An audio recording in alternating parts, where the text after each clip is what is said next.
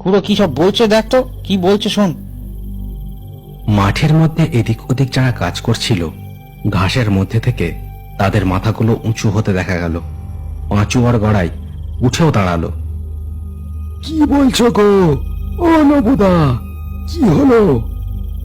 ওরে এদিকে আয় তোরা, গগন খুড়ো দেখ কি বলছে, শুনে যা একবার।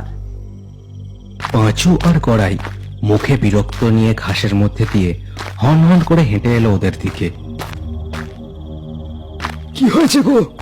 ও খুড়ো, আবার তুমি পাগলামি শুরু করলে তো? আরে কতবার বলেছি সন্ধ্যাবেলা হুঁকো সব ছাইপাশ পুড়ে খেও না, তা আমাদের কথা তুমি শুনলে তো? চাপ বেটা, দুদিনের ছোকরা, শুধু বক্কর আর বক্কর। কিছু বুঝিস তুই? এই বাতাসে বাতাসে কিরকম পচা মাছের গন্ধ পাচ্ছিস না তোরা?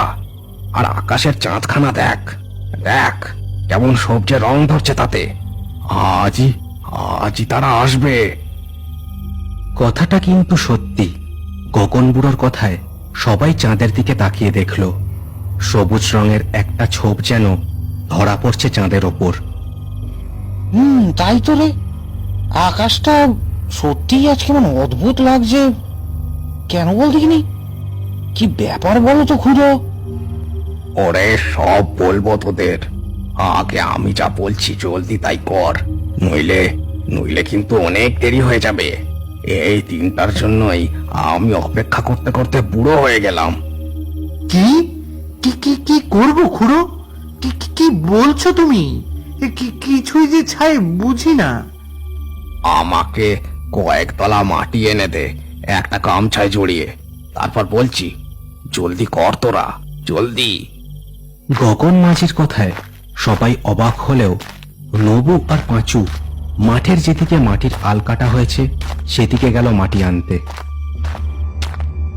কয়েক মিনিটের মধ্যেই কয়েক তাল মাটি এনে গগন মাঝির সামনে রাখলো ওরা। মাঝি তখনও আকাশের দিকে দেখছে আর বিড়বিড় করছে একভাবে। গগন মাঝি এরপর বিড়বিড় করতে করতেই নিজের হুঁকোর টিকে থেকে ছাই হাতে নিয়ে ফু দিয়ে গুঁড়ো করে ছড়িয়ে দিল মাটির ওপর। সবাই হতবাক হয়ে বুড়োর কাণ্ড কারখানা দেখছিল। গগন এবার ওদের দিকে তাকিয়ে বলল, এবার এবার এই মাটি গুঁড়ো গুঁড়ো করে যত তাড়াতাড়ি সম্ভব ছড়িয়ে দে ধান ক্ষেতগুলোয়, জলদি কর। মাগো রক্ষে করো।